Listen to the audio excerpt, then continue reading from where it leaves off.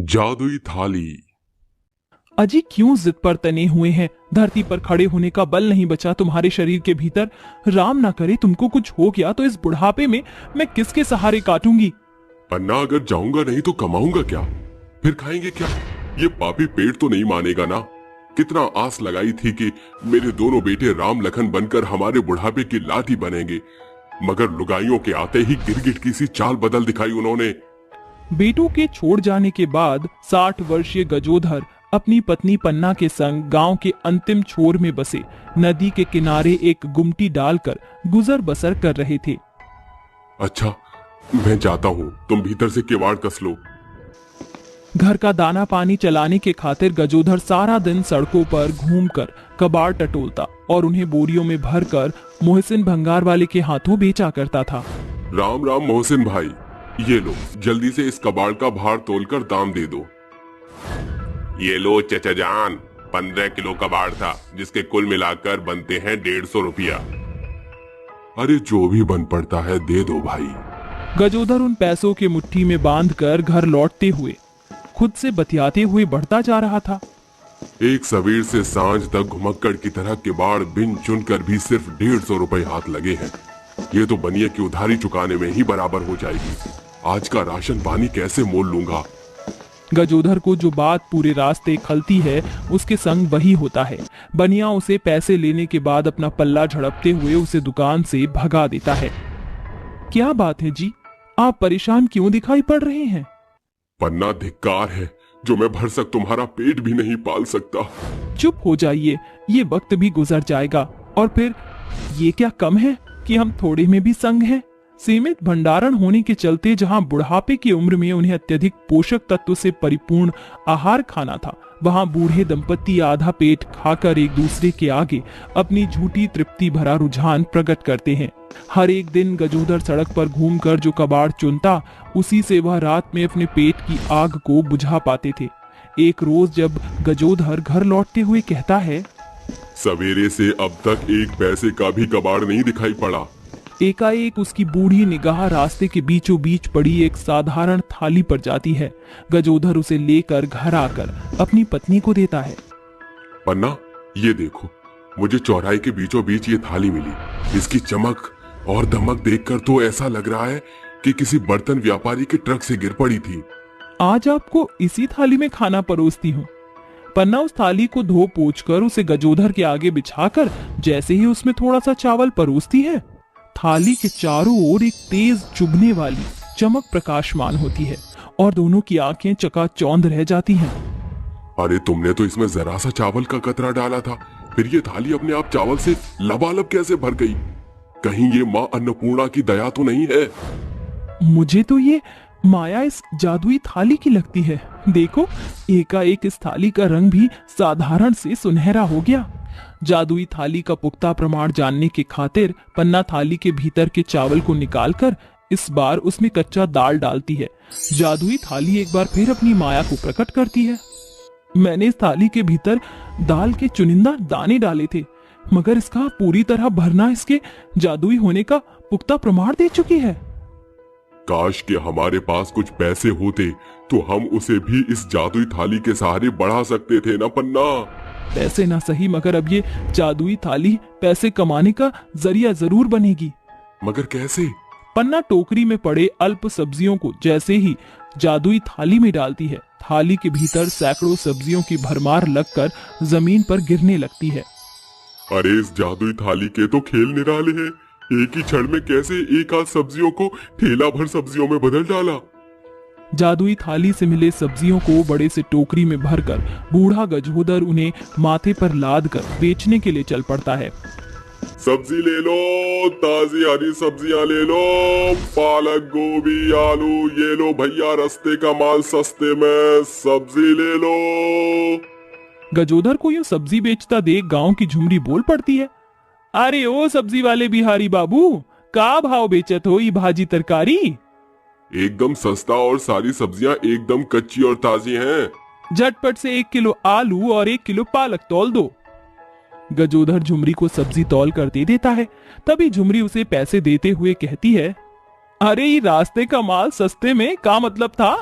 झुमरी की बात सुनकर गजोधर मन में कहता है, अब क्या कहूँ कि ये सब्जी जादुई थाली की देन है जो मुझे रास्ते में पड़ी मिली थी, तभी तो रास्ते का माल सस्ते में बोलकर बेच रहा हूँ। गजोधर बाजार में जाकर अपनी सारी सब्जियां बेचकर कमाए हुए पैसे लेकर घर आता है। पन्ना, ये रही आज की कमाई। पन्ना जादुई थाली को जमीन पर रखकर जैसे ही एक सिक्का थाली के भीतर डालती है, वह 10 सिक्के बन जाते हैं। इसका अर्थ इस जादुई थाली की खासियत यह है कि जो कुछ भी इसमें एक अंश डाला जाएगा, ये उसे 10 गुना करता है। फिर पन्ना एक साथ सभी सिक्के और नोटों को जादुई थाली में एक साथ डालती है कि सिक्के लावे के फूटने की सी ध्वनि करते हुए थाली को ऊपर तक भर देते हैं। जादुई थाली, तुम्हारा बहुत बहुत शुक्रिया जो तुमने इन चंद पैसों को अपने जादू से इतना बढ़ाया है कि हमारे कमाई के रास्ते खुल सके। दोनों संग मिलकर उन पैसों को बैठकर गिनती करते हैं, जिसके बाद सुबह गजोधर कहता है, तो क्या सोचा आपने? रात भर सोचने के बाद मैंने ये तय किया है कि जिस जादुई बर्तन से मुझे ये पैसे मिले हैं, उसे मैं बर्तन बेचने का काम खोलूंगा। उसी दिन गजोधर एक खाली पड़ी दुकान खरीदकर उसमें बर्तन बेचने का कारोबार शुरू करता है, जहां सतपाल आकर कहता है, अरे चाचा, जरा थाली दिखाना। तभी उसके बगल में बैठी पत्नी झुमरी कहती है, हाय दैया सजनवा, ईता उन्हें भाजी तरकारी वाले चाचा हैं जौन से हम कल सब्जी खरीद रहे। इतनी जल्दी धंधा हेर फेर कर डाला। अरे बिटिया, जो बीत गया वो बीत गया, अब ये पन्ना बर्तन भंडार ही मेरा पुख्ता काम है। गजोधर एक एक करके उन्हें कई बर्तन दिखाता है। तभी झुमरी की नजर कोने में रखी जादुई थाली पर पड़ती है। वो थाली की नक्काशी बड़ी नीक है। माफ करना, वो थाली बिकाऊ नहीं, दरअसल वो थाली इस बर्तन की दुकान की शोभा है। दोनों बर्तन खरीद कर गजोधर को पैसे देकर जाते हैं और गजोधर कहता है, ये इस दुकान की पहली कमाई है, जादुई थाली, इसे मैं तुम्हें सौंपता हूँ। हर एक दिन की शुरुआत गजोधर अपने जादुई थाली का बखान करके करता। कुछ ही दिन में उसके बर्तन की दुकान परवान चढ़ जाती है। दिन भर की कमाई को गजोधर जादुई थाली में डालता, जिससे वह जादुई थाली उसे 10 गुना करके लौटाया करती, जिससे वह घर बार, अच्छा खान पान सब कुछ हासिल करते हैं। इस जादुई थाली के चलते हम बूढ़े बुढ़िया के पास आज सब कुछ है। मगर पन्ना, उनका क्या, जिनके बेटे ब्याह के बाद अपने उस बुजुर्ग माँ बाप को भूल जाते हैं जो उन्हें माली बनकर खून से सींचकर बड़ा करता है। वही बच्चे उन्हें कांटों में लाकर छोड़ देते हैं। गजोधर जादुई थाली में अपनी सारी कमाई डालता है। तभी जादुई थाली उसे 10 गुना पैसे फेर कर लौटाती है, जिसे वह बुजुर्ग के खातिर एक आरामदायक वृद्धाश्रम बनवाकर वहां सुख सुविधा की तमाम चीजों की उपलब्धि करता है। हम बूढ़े बुढ़िया ने जो झेला है, वो अब उम्र के इस पड़ाव में किसी और बुजुर्ग को नहीं झेलना होगा। तुम्हारा शुक्रिया जादुई थाली, मैं आजीवन तुम्हारा एहसानमंद रहूंगा। तुमने सिर्फ न हमारा पेट भरा है, बल्कि अपनी जादुई शक्ति से हमको फर्श से अर्श तक पहुंचाया है। इस तरह वह दंपति आगे भी जादुई थाली का लगातार सदुपयोग करते हैं। कभी वह जादुई थाली से भूखे की भूख मिटाते, तो कभी बेसहारों का सहारा बनते थे। 2 जादुई सोने और चांदी के पेड़। माँ, बाबूजी, अब बहुत हुआ। आप इस घर में और नहीं रह सकते। आपको ये घर छोड़कर जाना होगा। अरे बहू, मैं तुम्हारे आगे हाथ जोड़ता हूँ, हमें इस घर से मत निकालो। हमारे पास इस घर के अलावा और कोई छत नहीं है। हम कहाँ जाएंगे? बहू, हमारी उम्र का लिहाज कर। इस उम्र में बहू हम कहाँ जाएंगे? शीतल अपने सास ससुर की एक नहीं सुनती और उन्हें घर से धक्के मार कर निकाल देती है। तभी अचानक से जोर जोर से बारिश होने लगती है और वो बेचारे वहाँ यहाँ धक्के खाते हुए बारिश में जा रहे होते हैं। आज मुझे अपने बेटे की बहुत याद आ रही है। अगर वो जिंदा होता तो शायद ऐसा कभी नहीं होता। जब से राजेश हमें छोड़कर गया है, हमारी जिंदगी नर्क से भी बदतर हो गई है। अब हम कहाँ जाएंगे? हमारे पास कोई ठिकाना नहीं है। वो दोनों चलते चलते पूरी तरह भीग जाते हैं, जिसके बाद उन्हें सड़क के किनारे एक टूटी फूटी झोपड़ी दिखाई देती है, जिसके बाद वे दोनों उस झोपड़ी के अंदर रुकने के लिए चले जाते हैं। अब हमारे पास और कोई सहारा नहीं है। इस झोपड़ी के अलावा हम यहीं रह लेंगे जब तक यहाँ कोई नहीं आता। हाँ हाँ, सही कहा आपने। तभी हरिया झोपड़ी के अंदर कुछ लकड़ी इकट्ठी करता है और उन्हें जला लेता है, जिसके बाद वे दोनों आग के सामने बैठकर अपने कपड़े सुखा लेते हैं। जैसे ही बारिश बंद होती है वो दोनों झोपड़ी से बाहर आते हैं, जहां उन्हें झोपड़ी के पास दो विशाल पेड़ दिखाई देते हैं। अरे ये कितने खूबसूरत पेड़ हैं और कितने पुराने भी हैं। देखो जरा देवयानी, इन पेड़ों की तो पत्तियां भी सूख चुकी हैं। लगता है कई समय से किसी ने इन दोनों पेड़ों पर ध्यान नहीं दिया है। तभी देवयानी एक बाल्टी में पानी भरकर लाती है और उन दोनों पेड़ों की जड़ों में पानी डाल देती है। आज से हम दोनों इन पेड़ों की रोज देखभाल करेंगे। ये पहले की तरह घने और हरे भरे हो जाएंगे। उस दिन के बाद से हरिया और देवयानी उस झोपड़ी के अंदर रहने लगते हैं और उन दोनों पेड़ों की देखभाल करने लगते हैं, जिसके बाद धीरे धीरे वो पेड़ हरे भरे हो जाते हैं। ऐसे ही धीरे धीरे कई दिन बीत जाते हैं और वो दोनों बेचारे रेड लाइट पर भीख मांग मांग कर अपना गुजारा करने लगते हैं। एक दिन वे दोनों रेड लाइट पर भीख मांग रहे थे कि तभी अचानक से एक बहुत ही तेजी से कार सामने से आ रही थी। हरिया का ध्यान उस कार के ऊपर नहीं होता। तभी वो कार हरिया को मार कर निकल जाती है और हरिया का एक बहुत बड़ा एक्सीडेंट हो जाता है। ये सब देखकर देवयानी भागते हुए हरिया के पास आती है और उसकी हालत देखकर जोर जोर से रोने लगती है। हे भगवान, ये सब क्या हो गया? मेरी जिंदगी बर्बाद हो गई।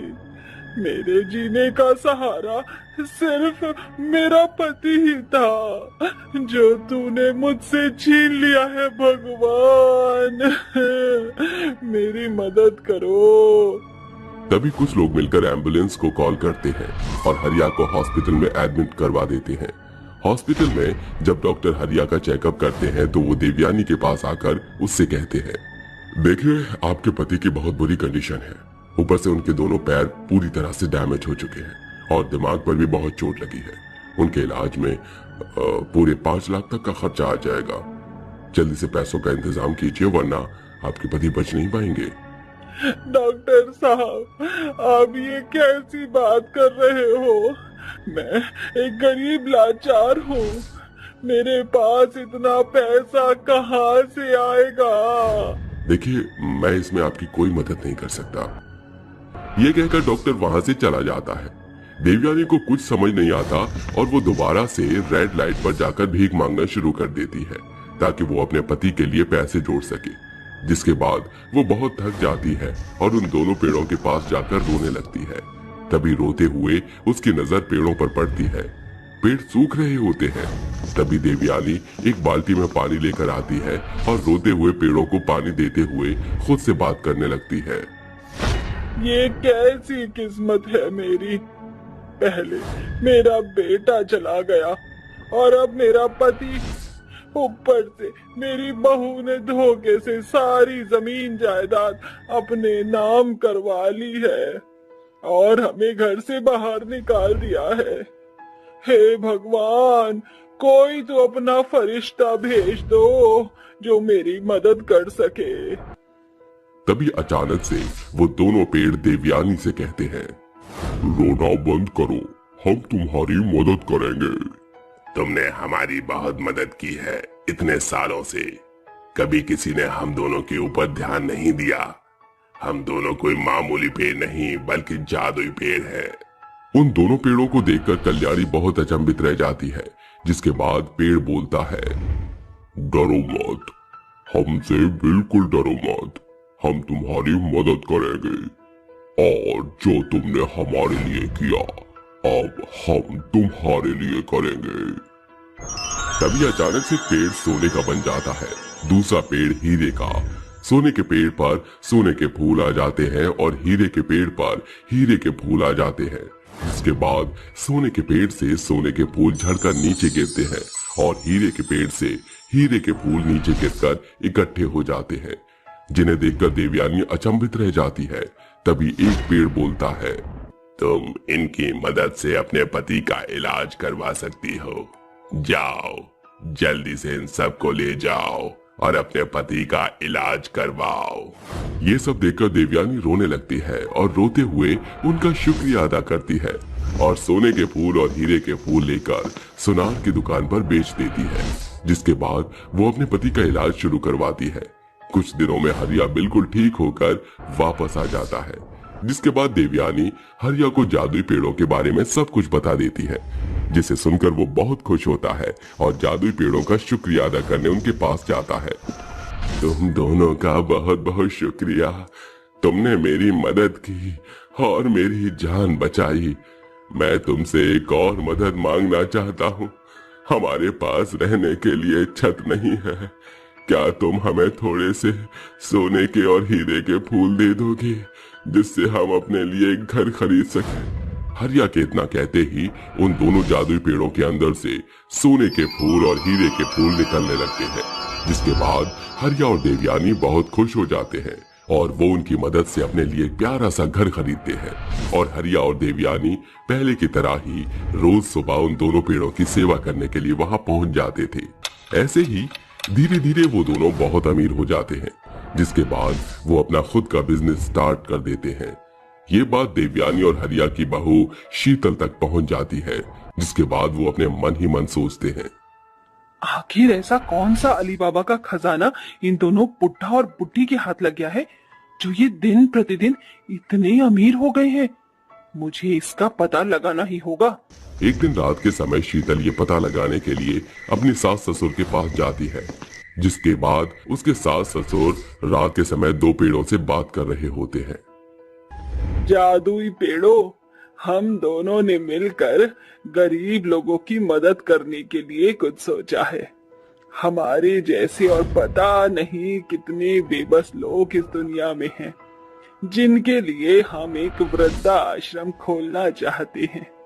क्या तुम इसमें हमारी मदद करोगे? तुम दोनों ने बहुत अच्छा सोचा, इसमें हम तुम्हारी मदद जरूर करेंगे। तभी एक पेड़ से सोने के फूल गिरने लगते हैं और दूसरे पेड़ से हीरे के फूल, जिन्हें इकट्ठा करके देवयानी और हरिया वहां से ले जाते हैं। ये सब देखने के बाद शीतल के मन में लालच आ जाता है और वो अपने मन ही मन सोचती है, अच्छा, तो ये राज है इन दोनों जादुई पेड़ों का, जिसकी मदद से ये दोनों इतने अमीर हो गए हैं। इन दोनों पेड़ों को तो मेरे बगीचे में होना चाहिए। कल ही मैं इन्हें यहाँ से निकलवा कर अपने बगीचे में लगवा दूंगी। अगले दिन सुबह शीतल उन दोनों पेड़ों को कटवाने के लिए कुछ लोगों को ले आती है। जिसके बाद शीतल उन दोनों पेड़ों को कटवा कर वहां से ले जाती है और अपने गार्डन में लगा देती है। लेकिन जैसे ही वो दोनों जादुई पेड़ कट जाते हैं, उन दोनों के अंदर से जादू निकल जाता है और वो दोनों एक नॉर्मल पेड़ बन जाते हैं। और जब शीतल उनसे सोना और हीरे मांगती तो वो उसे कुछ नहीं देते। कहते हैं ना, लालच बहुत बुरी बला है, इसलिए कभी भी लालच नहीं करना चाहिए, क्योंकि लालच से कुछ भी हासिल नहीं हो पाता।